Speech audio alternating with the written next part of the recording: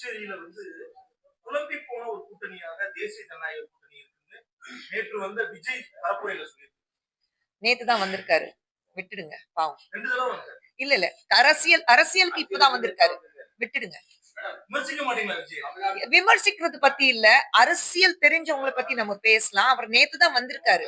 நேத்து ஒரு இடத்துல அவருடைய யாருக்கு வாக்கு சேகரிக்க போறோம்னா அவரு பேரை சொல்லாம எங்க கட்சியிலே இருக்கிறத ஒரு வேட்பாளரோட பேர் வேற சொல்லிட்டு போயிட்டாருல்ல. சோ மனசுல நாங்க இருக்கோம், அது மட்டும் உறுதியா இருக்குல்ல. நீங்களும் அவங்களும் நெருக்கமா இருக்கீங்க. விஜய் மனசுல பாஜக இருக்கு, அது மட்டும் உறுதியா இருக்கு. நேத்து பாஜகவுடைய வேட்பாளர் பேர் தானே சொல்லிட்டு போனாரு. அது வரைக்கும் செல்வம் சார் பேர் தானே சொல்லிட்டு போனாரு. அதான் சோ மணலி தொகுதியில செல்வம் பேர் தானே பேர் சொல்லிட்டு போனாரு. அது வரைக்கும் எங்களுக்கு சந்தோஷம்.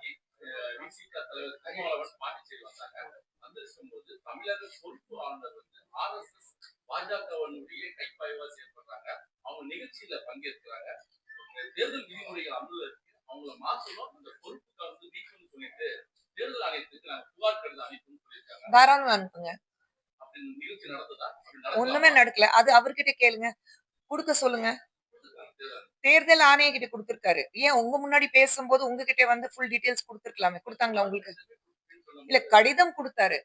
எப்படி நடந்ததா நீங்க என்கிட்ட கேக்குறீங்கல்ல. அப்புறம் உங்ககிட்ட அது ஆதாரபூர்வமா உங்ககிட்டயே கொடுக்கல. அது முன்னாடி பிரஸ் முன்னாடி பேசுறாருன்னா பிரஸ் முன்னாடி ஆதாரபூர்வமா அவர் கொடுத்திருக்கணுமே. உங்க முன்னாடி நான் கொடுக்க போறேன் கொடுத்துட்டோம்னா அப்போ ஆதாரபூர்வமா உங்க முன்னாடி கொடுக்க சொல்லுங்க. தாராளமா கொடுங்க, தாராளமா கொடுங்க. மதுரை ரொம்ப நல்லா இருக்கு. மதுரை சென்ட்ரல்ல மக்கள் ரொம்ப உற்சாகத்தோட இருக்கிறாங்க.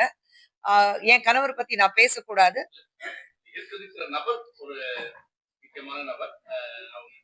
10 வருடங்களாக எதுவுமே நடக்காது. அங்க போய் இறங்கின உடனே மதுரையில ஃபர்ஸ்ட் சொன்ன என்கிட்ட விஷயம் அதுதான். 10 வருடங்களா ஏமாத்திட்டு இருக்காரு. எதுவுமே நடக்கலன்னு தான் சொன்னாங்க.